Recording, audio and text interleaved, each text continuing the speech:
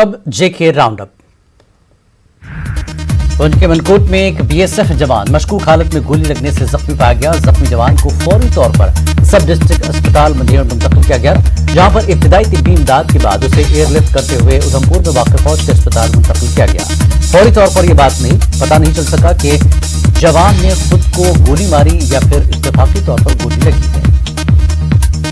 Request की chopper के लिए विदिन 30 मिनट चॉपर जो है वो जम्मू से यहाँ आया, तो अभी उसको एयरलिफ्ट किया गया है बेस हॉस्पिटल उधमपुर।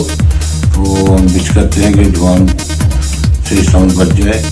और बाकी जैसे आपने क्वेश्चन किया कि सुसाइड है या क्या है, इसका बाद में पता लगेगा ये कि कोई एक्सीडेंटल बुलेट है या सुसाइडल है। पुलवामा जेल कॉम्प्लेक्स में तय्युम के लिए एक रोजा तिब्बी कैंप मुनक्किद किया गया। आयुष की जानिब से पुलवामा जेल में मुनक्किद किए गए इस कैंप में तय्युम की तिब्बी जांच की गई।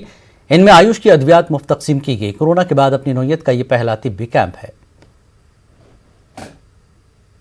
अखनूर में खोड़ इलाके के थांगर चौक में जम्मू पुंछ के साबिक रुकन पार्लियामेंट आनजानी मदन लाल शर्मा की याद में ताज़ियती प्रोग्राम का इनेकाद किया गया।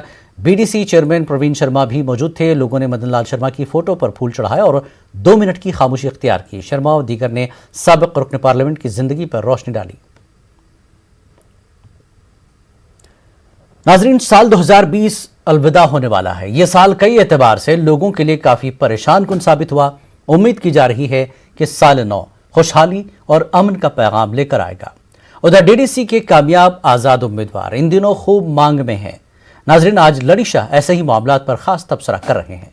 तो आप देखिए लड़ी शाह और हमें दीजिए।